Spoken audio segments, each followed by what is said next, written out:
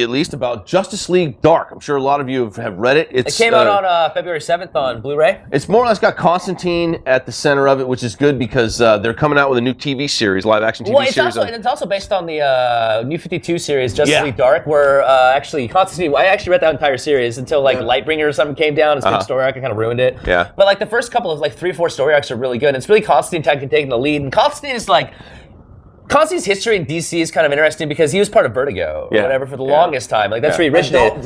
Adult DC, where Hellblazer ran for like 300 issues. He ran for 300 issues. I actually picked up the last one. I picked up issue 300. It went for 300 issues, which is like a long run for a comic. That's years. Was Swamp Thing always a part of it? Swamp Thing is always kind of not so much in the Vertigo, but he was here and there. He was here and there. He was more. How Swamp Thing's kind of tied in is he was like Swamp Thing was like the original graphic novel by Alan Moore was a Swamp Thing graphic novel. Yeah, and then Alan Moore created Constantine in that graphic novel, so they have it tied together because they were both kind of created within the same comic. You know what I'm saying? Well, since you have the deeper knowledge of the backstory, what do you think of the film as opposed to the graphic novel? I think honestly, like I was trying to tell Darren, like I was thinking this was one of the better DC animated features, and honestly, like having read the storylines, the storylines were like honestly there was during New 52, like those are the I thought were the better books. It was a really good team book because it was Constantine who was like this guy who's out of Vertigo is usually working by himself and fucking everybody over. Yeah, but he's forced to work. And he's total anti guys in tights and too. And he's kind of tied to Zatanna and him have a history where they had a relationship and they were like doing their thing and like and he starts like kind of bringing together this kind of ragtag group of people like Deadman, who's in the movie. He's like this acrobat who's been murdered who comes back as a ghost and can like the ability to possess people's bodies. He can possess people's bodies. I used to like his comics. I read a lot of them back in the day. Really? How long has he been around? He's been around quite a while. I remember reading his comics in the early '80s. Nice. Right. And like that was really kind of true to the original comic was how they kind of portrayed his character as kind of like the really energetic guy, like smart mouth. For a ghost, he's got a lot of energy. And he always does that. And it's a good counter to like Constantine. He's like kind of that more stoic funny, or he's like the straight he's extremely funny, and he's like I was saying, Constantine takes the leader, takes the leader approach to it because like he's Constantine, and he kind of does it his own way, and they kind of follow him because he knows what he's doing for the most part. But he annoys the hell out of pretty much everybody. And he hates superheroes. Yeah. And he calls them tights, and he hates fucking dealing with them, and he can't stand it. So he tries to stay with them as much as possible. And within that original series in New 52, they were in this house. Yeah. That was kind of like their fortress, and they could like travel. The house is in the movie too. And the house is in the movie. Although in the comic book there wasn't like a persona of the house. Within the movie, there's like within the movie, like the purple. There's like a persona of the house who's like personified as like this person. Yeah. Sure. And like, but in the comic book series, like that wasn't a thing. He was just like that was like almost like their limo. You know what I'm saying? Yeah. But it was a mansion. It was a magic house. They kind of kept things in. Yep. And he had Zatanna was on that team, who we know from the Batman mythos and like the animated series. And she's apparently the most powerful one in this group. She's extremely powerful within these series in general. Like even in the comic book, she was always one of the more powerful members. I want to say who else was part of that. There was a couple more characters. There was a couple of random more characters who are more like they weren't really in the movie, but they're more DC based. There's like Lady Orchid or something like that, and like. No, go ahead. No, I wonder what, because going back to not two in the comics, but Rebirth. There's so many Rebirth titles, as we all know. Yes. Oh my God! Every week. And I'm like, two characters I really want to see. How come where's Swamp Thing's Rebirth? Right. Where's Jonah Hex? He's not getting one. We talked about that in the beginning. He's basically part of Hellblazer, and that's it. I know, but like Jonah Hex, why didn't he have her? Because he was a good character. I just my pet peeve. Fair enough. I don't think they think the title like Jonah Hex is kind of a Western title. I don't think they think it would sell. Right.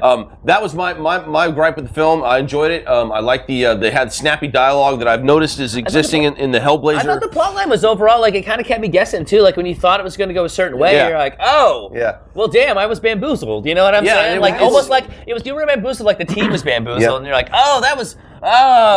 It was tight. Not enough Swamp Thing. That's all I gotta say. Actually, you know what? For what Swamp Thing? Dude, get out of here. He's not gonna be the main person in the storyline. There wasn't enough of him though. He was whenever there was a decent amount. Like he came in and wrecked house. They should do a Swamp Thing movie. But then he was like taken out. No spoilers. An animated version. Not enough Swamp Thing. But I want to think it's cool because like Constantine's going to be more than I think they're trying to make Constantine a bigger character because they are. They had the failed ABC or whatever CW. No, because it was originally on the ABC. Okay. Constantine, the TV show, and the movie Ryan, was just utter crap. Did you see the movie? No, you mean with Keanu Reeves? It was awful. I mean, awful. Right, it's not great, not great. But I mean, the TV series didn't last. I think it was only like 5 or 6 episodes. But like I remember I watched like those episodes, the 6 or whatever, and it was decent, but it didn't last. Now he's kind of more tied into like I guess he showed up in Flash. I don't watch it, but he showed up in Arrow. What he was telling me. He showed up in Arrow for a quick minute there. So they're kind of like trying to bring him in. They're trying to bring now he's kind of like that Matt Ryan, his character. He's almost like solidifying himself as Constantine. You know what I'm saying? Like he's the voice of Constantine. He's on the TV series. Like.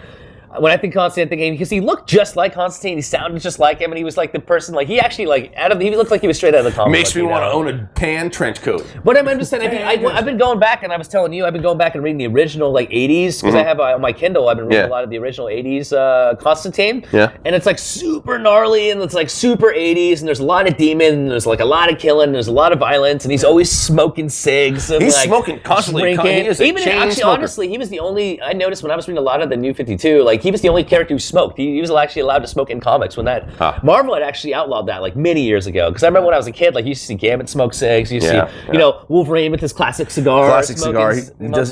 Cigs. We barely see him do that in the movie now. I just really like, honestly, like Constantine's a really cool, honest character. Like I've never been a huge fan of like Doctor Strange. Don't get me wrong, he's a cool character. I shouldn't say that. He's a cool character, but within the DC universe, like that kind of character didn't fit because he almost seems like he's too squeaky clean. But Constantine, like I think he fits in that DC universe. It's like everybody likes to say the DC universe is more gritty and grimy and more real, even though there's superheroes and all this supernatural crap going on, but it's more realistic, right? Quote unquote. But like he really kind of more fits in the DC universe. And I like I said, Vertigo. He was really good in Vertigo when it was a little darker, but he's I guess what I'm trying to say, he's transitioned into the regular DC continuity, I think, quite well. They're trying to like front run him, and he's just been a good character, and he's just one of those dark kind of like anti-hero characters where he hates the suits and he's just very I think they've noticed that they can have success with that. I think Jessica Jones, she's a show on ABC, Netflix for Marvel. She's got no costume. She's a superhero. So I have not seen that series yet. I think they're going with that idea a little bit. But it's we enjoyed it. We like Justice League Dark. Pick it up. You'll like it. Pick it up. It's actually really worth it. And the special features are pretty cool. I thought the animation was really nice. I thought the voice acting was really strong. With Matt Ryan, the guy who played Constantine in the TV series, when he was on Flash, he voices Constantine in the movie again. And the Batman, he actually voiced Batman, the voice actor, I can't remember his name, but he voiced Batman in the last animated movie that we watched, that we covered, Bad Blood. And he's kind of been in the last 2 or 3 DC animated movies. He's been pretty consistent so far. Even though Batman within the movie, like, it's funny because, like, I was watching some of the commentary about this movie, and it's been interesting because Batman's all about science-based. Yeah. That's classic. Yeah, he does a couple times in the film too. He's that classic. Oh, that monster that comes out of. Oh, it's great. Doesn't he do the Heimlich maneuver on somebody? And that monster in the hospital. Yeah. Gross and fantastic at the same time. But what I'm trying to say is like. That old classic Simpsons line, like, Batman's a scientist. Well, he's always been science-based. Like, he doesn't necessarily believe in magic per se, unless it's like proven, right? But he's had experience with it, especially through Zatanna. That's the one. That would be my one critique of the movie is that Batman didn't really need to be character-wise. He wasn't really in Justice League Dark. He didn't need to be there. I mean, you could have had a more character who was more tied into magic. Like a Wonder Woman, her whole power base is set in magic. You know what I'm saying? Yeah. She would have been like more. There's like other Justice League characters that would have fit. She's more believing in that world. Would have fit that Batman role a little better, but Batman's a huge sell. I loved it, and don't get me wrong, and he fit for that movie. But there's a couple of parts where where Batman kind of just stepped aside and was like, and I'm like, all right, because like. And my wife said the same thing. She was like, he really wasn't a huge part of it, and it's true. And it's interesting that you say that, and that they have him on the cover. He's leading the front of the charge of the Justice League, and you would think that he's a bigger part of the movie, but he's not. And you're right. He probably didn't really need to be there. You probably could have had another magic. He was almost like Wonder Woman would have fit into that movie. You said. But it was interesting though the way they did present him. They do kind of call attention to that by having him provide the scientific, real world counterpoint to all that magic, like the Heimlich maneuver, and then he does something else that's just like a fire extinguisher or something. He uses like reality-based solutions a couple times in the film as a pointed counterpoint to all the magic that's going on. Because Constantine's constantly doing like this kind of stuff. They're flying around in their holographic circles and their hieroglyphics and shit, and he just kind of does something totally real world based. So that was kind of the way they called attention to it. I thought the filmmakers. But you're right. They could have had another character. Honestly, like you could have not even had a Justice League character, just had Constantine like just running the whole thing and just had it all based on. But like somebody has to convince him though. But Batman had to be in there, and like I understand that, and I love Batman. Don't get me wrong, but she was in there. and the Justice League was in there for a quick moment, so that was brief kind of moment. cool. And what was I was going to say something real quick. Superman showed up too, and it was brutal, dude. The guy that they found that had murdered all those people, because he was under the influence, he had all his body stacked up. That was pretty brutal for DC. There was a lot of dark stuff in there, and I want to say I thought they were pretty well with like kind of diving into the backstory of these characters, like Deadman, Swamp Thing a little bit, Constantine, Zatanna, and I always feel like I'm forgetting somebody. Like there's somebody else that was in that movie. Swamp Thing. Well, there's Swamp Thing. And there's Batman. Yeah, that was the whole team. And like it's kind of really. There was a Swamp Thing left for. There was a Swamp Thing. Dude, he was like he had a decent part in the beginning, and he came wrecked house in the end. So I don't know what Matt's talking about. It's a fucking hour. It's an hour and 10. I don't know what Matt's talking about. It's an hour and 10 minute movie. Matt doesn't know what Matt's talking about. He's all right. Fair enough. He's in the first act and the third act, but he's not so much in the second act. Yeah, I'll give you that. Matt's an old guy. I'll give you that. I'll give you that, man. I'll give you that. All right, and on